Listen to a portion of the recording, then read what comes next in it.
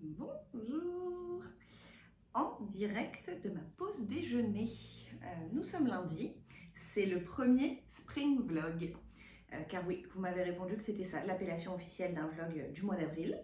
Donc c'est adopté. Nous allons tenter de. Mon chat est vraiment bien intrusif. Oui, tu voulais ton spot sous le pull, voilà, enlève tes griffes, arrête de me patouiller. Très bien, elle est installée.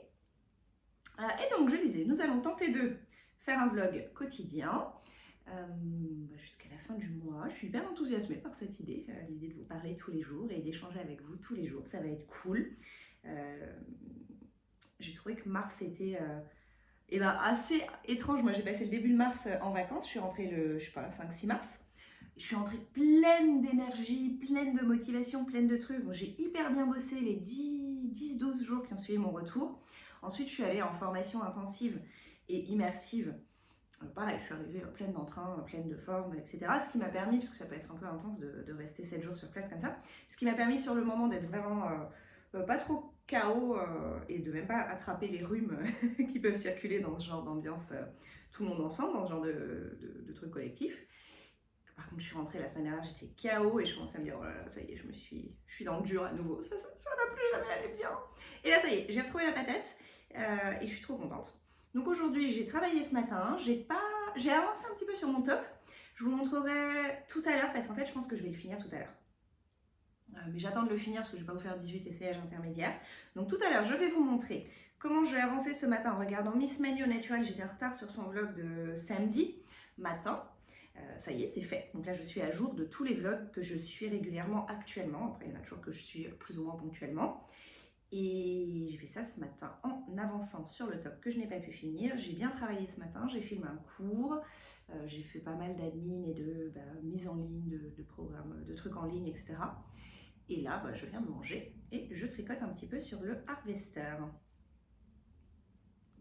Harvester, j'ai pas mis de bloqueur, mais Harvester qui avance tranquillement mais sûrement. Comme vous le savez, moi j'aime faire du jersey au kilomètre, donc je suis extrêmement satisfaite. Il va être d'une beauté incroyable, en tout cas il me plaît vraiment beaucoup. Je ne l'ai pas réessayé depuis que j'ai séparé, enfin je l'ai essayé une fois, après je suis repassée sur des aiguilles plus petites. Et donc je ne l'ai pas réessayé, il est toujours donc en drops, en fiesta de drops, donc de la DK, tricoté en 3,75, toujours avec les IA qui me font mal aux mains. Et d'ailleurs, je continue de partager les bons plans aiguilles qui m'ont été donnés. Alors, attendez. J'ai rien préparé, hein. J'ai travaillé toute la matinée, je suis venue comme ça. Donc, j'ai pas fait de préparation vlog. Je me suis installée là en tricotant avec vous. Du coup, j'ai pas ouvert la page YouTube où il y a les commentaires qui sont intéressants pour vous, pour ces histoires de tricot. Alors, j'attends de voir. Ah voilà, alors, maman Loukou m'a dit. Ah tiens, elle parle aussi des calendriers de l'Avent. Pour ma part, j'ai pas vraiment dans cette folie de calendrier de l'Avent pour moi-même parce que je ne saurais pas comment gérer autant de couleurs différentes. C'est vrai que parfois c'est un peu intense. Les fades j'adore, mais ils me font peur.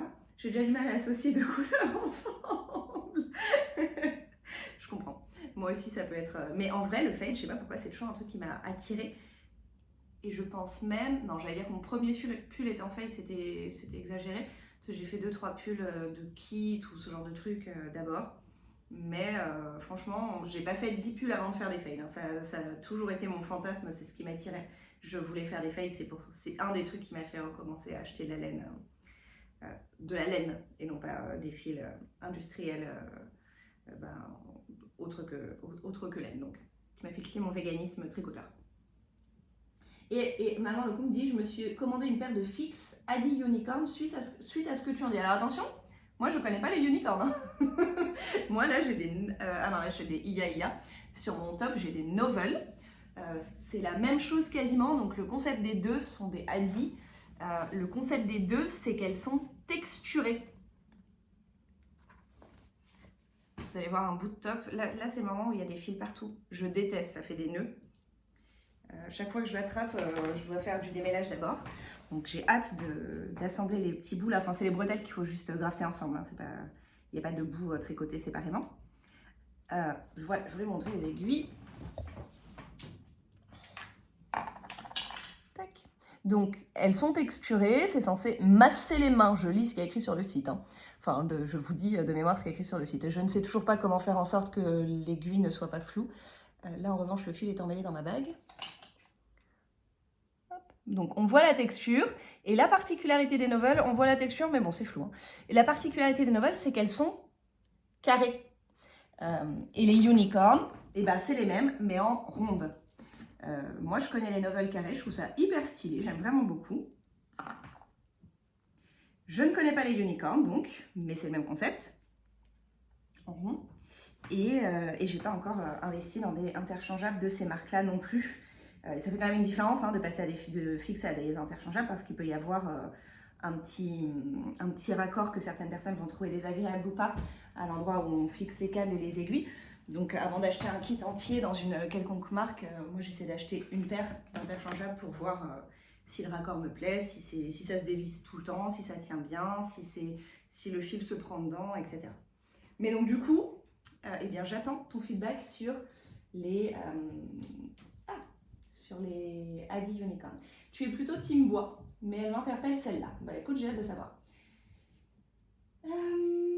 Et Maman Loco me disait aussi que ça semblait s'appeler des spring vlogs. Deuxième retour aiguille de Danitel. Au sujet des aiguilles liqueuses, je vous passe tout ce qu'il y a écrit, mais il y a des choses gentilles. Merci. Au sujet des aiguilles liqueuses, j'en possède un kit, mais je ne m'en sers plus depuis que j'ai acheté des Senit. Si comme la mer, S-E-N-I-T, du coup. S-E-E-K-N-I-T, excusez-moi. Les liqueux et les Senit ont le même bout un peu émoussé et qui ne blesse pas les doigts, mais je préfère les Senit car la pointe est plus longue, comme ça les Chiaogu, l'endroit où le diamètre commence à diminuer jusqu'au bout de l'aiguille, boiteux un peu comme explication. Non, extrêmement clair. Je vois très bien l'endroit où là tu as ton aiguille et puis à un moment ça devient plus fin pour la pointe. Je vois très bien ce que tu veux dire. J'ai fait une photo, mais pas capable de te l'envoyer, je crois pas qu'on puisse mettre des photos dans les commentaires. Pour tout dire, je me sers des Chiaogu en premier choix. Des Senit si un fil est trop glissant, ou à la place d'augmenter d'une taille d'aiguille lorsque l'échantillon n'est pas bon, car avec les aiguilles en bois, je tricote moins serré, si mon avis peut servir. Bah, franchement, c'est hyper utile. Merci beaucoup. Je me dis que, effectivement, bon, par ailleurs, là, je me dis que je vais pas racheter, je vous l'avais dit, je vais pas acheter un kit là tout de suite, c'est pas dans mes budgets du moment. D'autant que je continue de recevoir des messages et de penser à tous les trucs dont je me suis pas encore occupée. J'ai pris mes billets de train pour le week-end de la Pentecôte, j'ai pris mes billets de train pour les vacances d'avril. À chaque fois, on parle de 250 €. J'ai pris, parce que je prends des billets de train pour mon enfant et moi, sur des dates de week-end, donc pas en décalé puisqu'elle a école. Donc tu pars le vendredi après l'école, tu rentres le dimanche soir pour retourner à l'école lundi. Mais qu'est-ce qu'il y a mon chat? Pourquoi tu couilles? J'ai pris mes billets de train, je vous disais quoi? Pentecôte, vacances d'avril, pour le mois d'août. Et j'ai encore éventuellement un week-end en juillet et une semaine de vacances en juillet avec ma fille. Donc autant vous dire. et je viens de me rappeler que mon cousin, l'un de mes cousins, j'en ai plein, se marie au mois de mai. Donc j'ai réservé le gîte, etc. parce qu'on va rester 2 nuits sur place. Et j'ai pas pris mes billets de train non plus pour aller avec ma fille au mariage en mai. Donc en fait, à coût de 200 € par semaine. Ou 250 € de billets de train par semaine parce que je réalise que tiens, j'ai pas pris les vacances d'avril, tiens, j'ai pas pris ça, tiens, j'ai pas pris ça. On va pas s'acheter un kit d'aiguille, la Carole. On va acheter des billets de train. Joie de donner tout mon argent à la SNCF. Ouais, je vais pas m'acheter un kit tout de suite, mais dans tous les cas, je me dis que c'est intéressant quand même de tester le bois pour tous ces trucs, les fois où ça glisse trop, les fois où ton échantillon est pas bon et ça serait différent. Après, c'est vrai que j'adore les Adi, là, ça a été un gros coup de cœur. Donc l'envie de me juste racheter quelques fixes aussi en Adi existe. Après, je trouve ça chiant à ranger, les aiguilles circulaires fixes. C'est un facteur limitant à l'achat pour moi. Ok. Je mets des petits cœurs quand j'ai répondu en live. Comme ça, je sais que j'ai répondu. Et donc, sur les aiguilles, où est-ce qu'on en était? Coquille bio, tu as l'air d'avoir une belle collection de tasses à café. Pas tant que ça, pas tant que ça. J'ai 3 tasses de cette marque-là qui sont des Costa Nova et que j'adore et qui existent en d'autres couleurs que les 3 que je possède, mais que j'en ai pas acheté plus. Et après, Non, c'est celle que j'utilise tout le temps, hein. C'est surtout celle-là que vous voyez le plus souvent. Mais j'en ai 3 différentes. Je bois pas du café pour une fois, je bois du thé au CBD qu'on m'a offert. Rien à voir avec les aiguilles, mais parenthèse. Une autre question de la télé de l'artisane. Je crois que les vlogs d'avril sont appelés spring vlogs. À chaque fois que tu parles de footing, je suis intriguée. Tu le fais dans les rues de Paris avec les passants, de manière aléatoire ou avec un parcours? Alors moi, j'aime bien courir. J'aime bien courir comme une mère de Jersey. J'aime le footing zéro cerveau. Donc si je dois réfléchir à où je vais, à où je suis, à combien de temps il faut que je cours dans un sens pour avoir le temps de faire l'autre chemin, etc. Enfin, bref, j'ai pas envie de réfléchir à un itinéraire, j'ai pas envie d'explorer des endroits que je connais pas, j'ai pas envie d'être bloquée par les passants ou les feux rouges. Et j'habite au pied du canal, du canal de l'Ourcq. Et donc je cours et je peux aller vraiment très loin.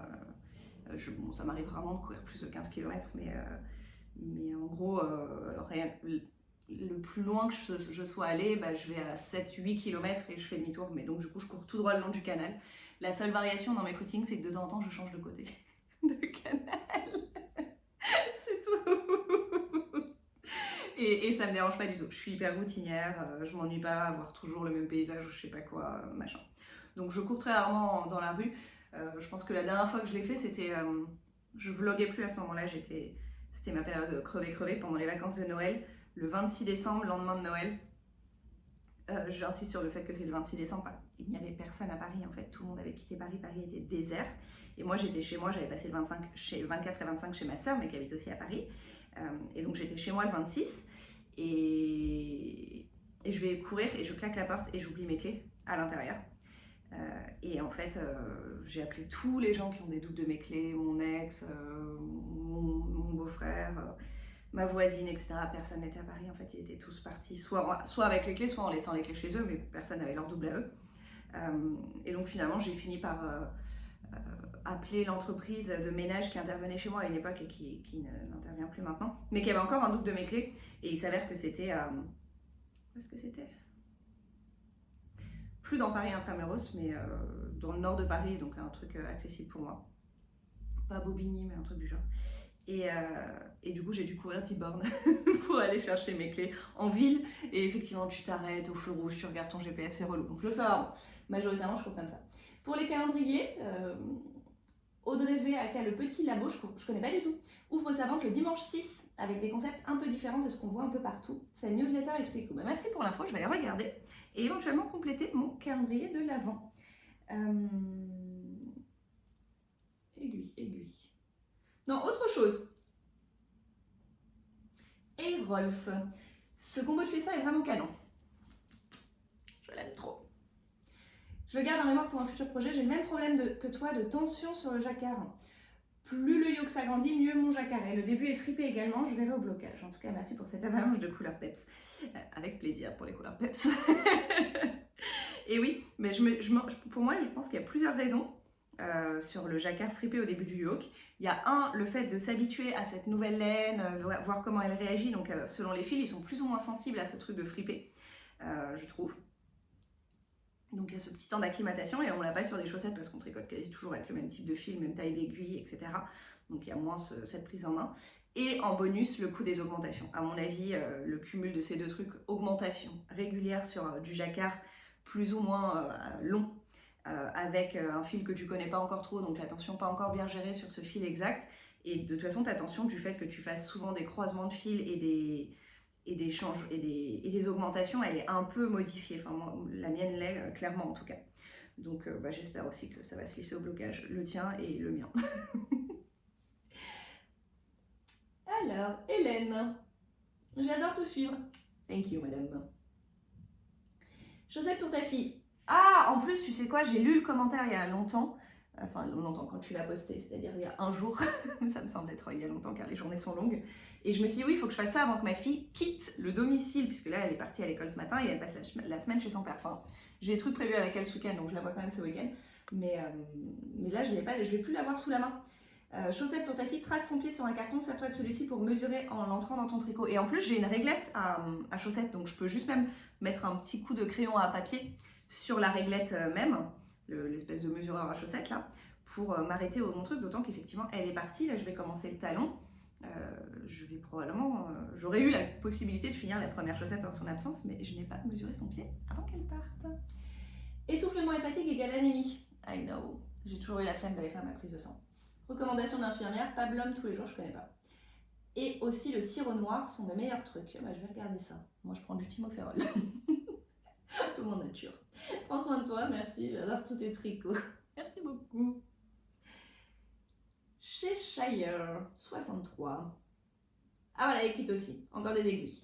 Merci pour ce partage de bonne humeur, même quand tu râles, c'est avec le sourire. Of course, il faut jamais râler en pleurant. Pour les aiguilles, j'ai aussi un kit IAIA acheté il y a 10 ans. Ouais, pareil. Mais comme toi, je me perce l'index droit si je tricote trop avec. Après, ça dépend. Là, tu vois, quand ça glisse bien, je glisse plus sur le côté de l'aiguille que sur la pointe de l'aiguille. Mais sinon, globalement, ouais, quand même, je le sens. Du coup, j'ai essayé les riqueux et j'aime beaucoup. Ah! Pour des bois, elles sont assez pointues et glissent bien. Contrairement au bambou de Knit Pro ou même IAIA, leur seul défaut, elles ne sont pas roses. Red flag, ça. J'ai des licornes à dire en fixe. Ah! Mais je n'aime pas trop, car pas du tout assez pointu pour moi. Ah zut! Bon, après, ceci dit, pour le coup, en termes de pointu, pas pointu, elles sont comme les novels, je pense. Et moi, elles me conviennent. Mais oui, elles sont vraiment pas pointues, je suis d'accord. Et depuis Noël, j'ai essayé une paire de fixes de Knitting Barber. Ça, je connais pas non plus. Et je les adore. Mais toutes ces marques d'aiguilles, c'est fou. Je crois que c'est le Style Knitting qui les vend. C'était un cadeau. J'espère avoir été claire et que ça pourra t'aider. C'est très clair.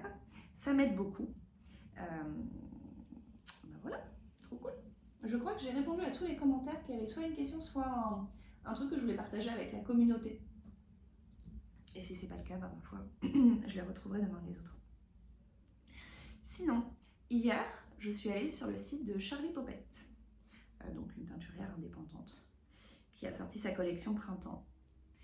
Et ça m'a fait reconsidérer mes envies de calendrier de l'Avent les nœuds, parce que sa collection de printemps est zinzin. Genre, ça m'arrive rarement, moi, d'avoir tant de choix que ça. Chez les teinturières françaises, les teinturières anglaises, type White Flower Yarns, Woolly Mama Yarns, The Wool Kitchen, je sais pas, c'est peut-être moins un mood français, le délire licorne, speckles, machin. Il y en a moins des françaises qui sont vraiment spécialisées là-dedans. Alors que les anglaises, il y en a 2-3, celles que j'ai citées là, elles font que ça. Elles font que des trucs licorne, pastel, rose, à speckle. Mais bon, à chaque fois, comme je disais, c'est l'Angleterre ou l'Australie. Frais de douane, frais de port, conversion, livre, euro, enfin bref, c'est pas un achat simple, quoi. Et en France, c'est un peu moins le cas. Donc c'est plus varié, les couleurs varient plus, évoluent plus selon la teinturière, c'est probablement très bien. Mais comme votre pote, comme votre tricopine est monomaniaque et voudrait du rose à speckle chaque jour que Dieu fait, ben à chaque fois je passe en fait du coup moi d'une teinturière à l'autre selon ce qu'elle vient de faire.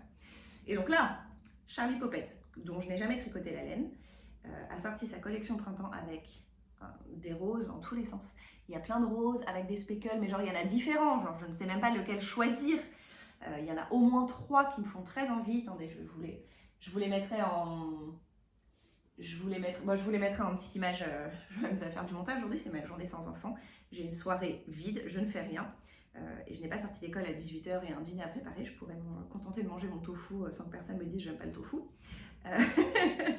Et que je dois donc cuisiner un truc en plus de mon tofu. Et donc je vous ferai le petit montage. Mais j'ai repéré notamment un coloris qui s'appelle Voie lactée, alors qui n'est pas rose-rose, mais qui est...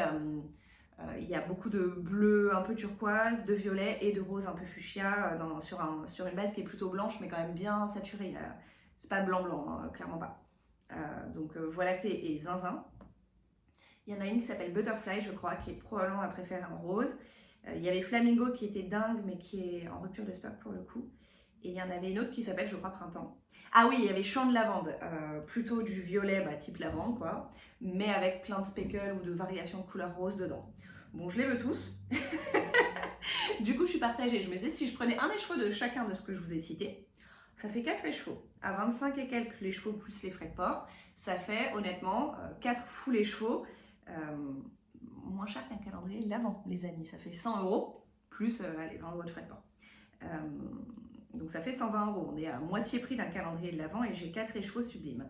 Mais en même temps, qu'est-ce que je vais faire avec 4 écheveaux individuels? Des chaussettes. Après, j'ai ce truc des tops. Donc je me dis différentes choses. Je me dis, première étape, finir mon top. Car moi je suis monomaniaque et ça ne me dérange pas du tout de refaire quand j'aime un patron 2, 3, 4 exemplaires de ce patron.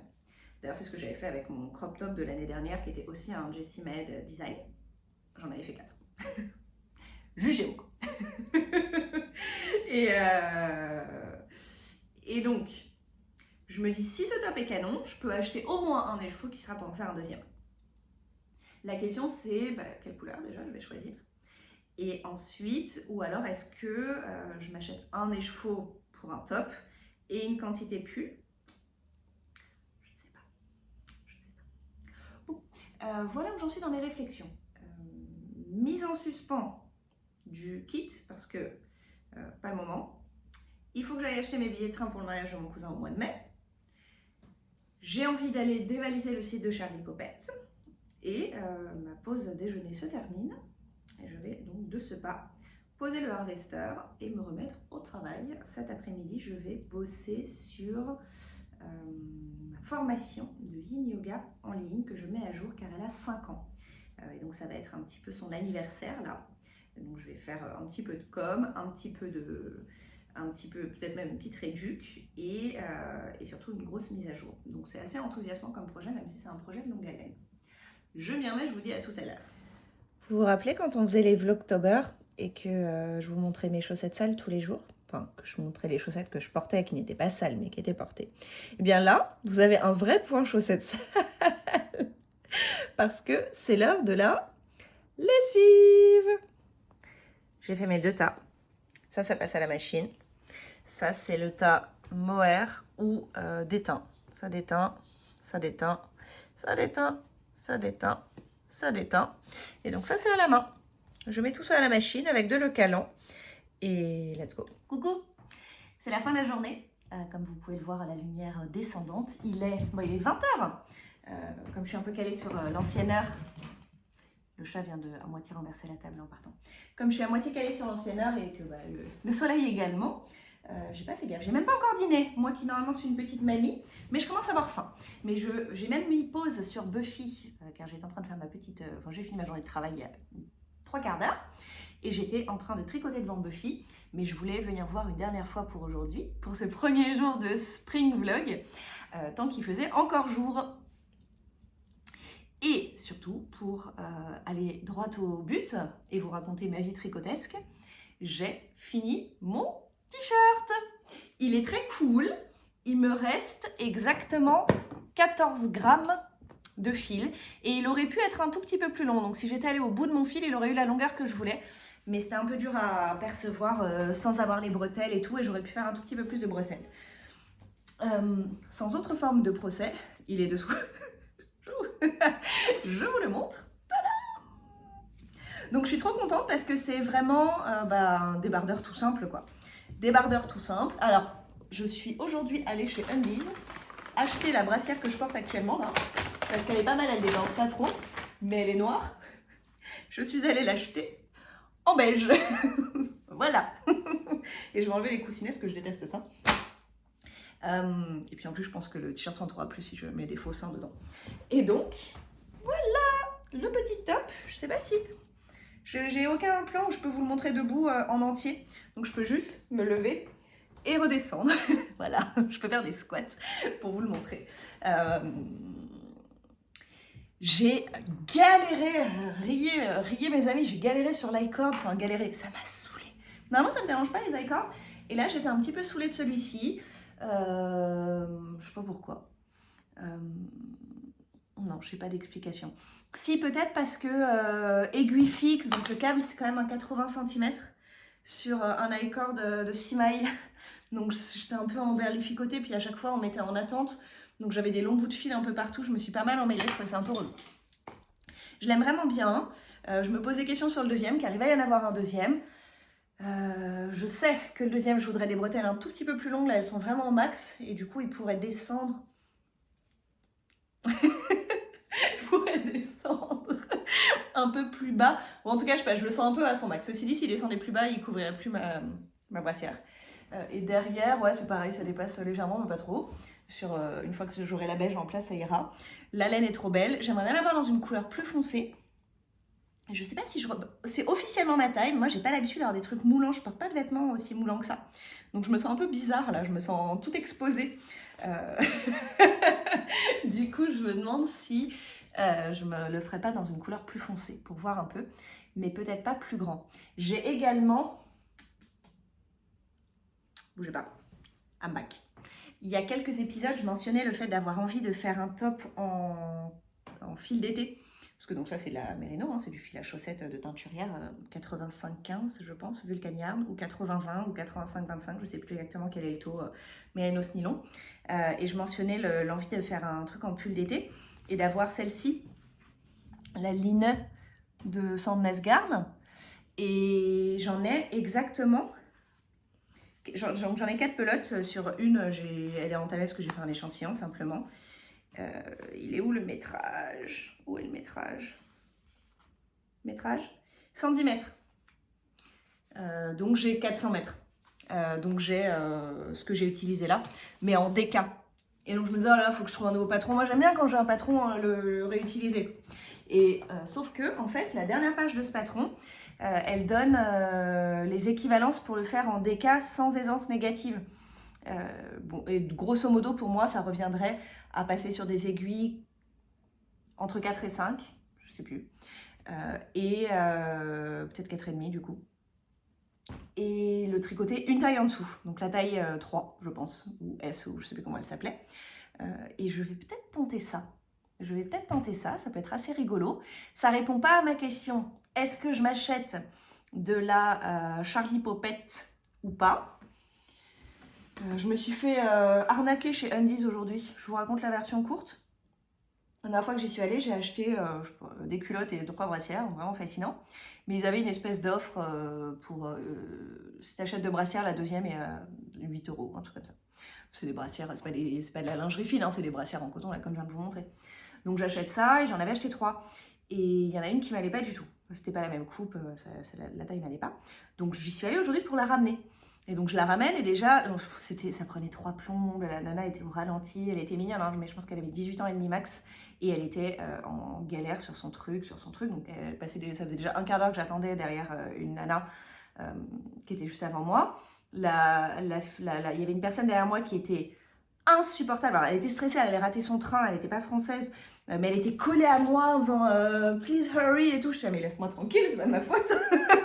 Donc moi j'étais tranquille, aujourd'hui j'ai bien travaillé, tu me donnes de l'anxiété là madame. Donc c'était relou. Et donc c'est mon tour, je lui donne ma brassière et elle me recrédite, il faut que je mette ma carte, elle me recrédite, il y avait écrit moins 8 €. Je dis bah pourquoi 8 €, je l'ai payé 13 € la brassière. Elle me dit bah non parce qu'il y en avait une à 8 €. Je dis oui mais sur 3. Donc bref, flemme de négocier, j'avais la folle derrière moi et la fille avant moi avait déjà passé 15 minutes sur le dos. Donc je lâche l'affaire, je me dis bon tant pis, je me fais rembourser le produit le moins cher même si c'est pas du tout légitime puisque j'avais acheté 3 brassières, donc j'en avais payé 2 avec 0 réduit en faisant ça. Et ensuite je repasse celle que j'ai montrée et puis la même en corail là. Et je paye à part, je fais pas un échange, je me fais rembourser et après je refais une carte, machin. J'ai pas de ticket papier, rien, tout est envoyé par mail. Je sors du magasin, je fais un bout du trajet, je regarde mes mails et là j'ai le mail de paiement des 2 nouvelles et pas le mail de remboursement. Donc je me suis même pas fait rembourser ma brassière. Donc j'ai perdu 13 € aujourd'hui. C'était le prix de la moitié d'un écheveau. Peut-être que j'y retournerai demain, mais bon, rappelons que la nana était à 2 à l'heure, complètement perdue, que je n'ai plus la brassière en question, plus de ticket de caisse puisqu'elle l'a également gardé, donc je n'ai plus rien. Là, je vais arriver en disant bonjour, est-ce que vous pouvez me rembourser 12,90 € s'il vous plaît? Ou au moins 8 €. Bon, voilà, écoutez, j'ai perdu 13 € aujourd'hui.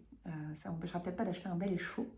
Et je ne sais pas encore si j'achète un écheveau pour faire ceci.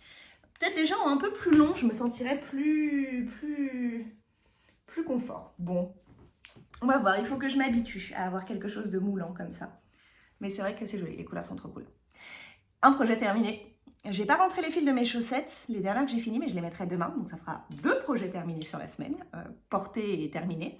Ça me tient trop chaud. Enfin, ça me tient chaud, mais moi pareil, je suis pas très frileuse. Enfin si, je suis très frileuse. Et du coup, j'ai pas très chaud l'été, même en canicule.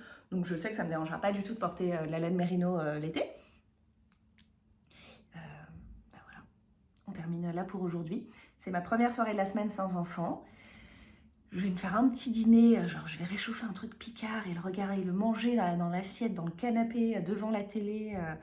Vraiment l'absence zéro de charge mentale et de, et de gestion d'enfant. Et je vous retrouve demain. Bonne soirée. Je profite de passer devant mon miroir en pied pour vous montrer alors ma tenue de sport, as usual, et le top porté en entier et non pas assise dans mon canapé. Et voilà, donc de toute évidence, ah regardez, c'est le petit défaut là. Bon, je vous avais dit, il serait sur le bras, sous le bras, il est sous le bras. Mais au moins, ça me permet de reconnaître l'endroit de l'envers. Je sais que c'est sous l'aisselle gauche. Mais sinon, c'est vrai qu'il est mimi. Bon, il est très cool.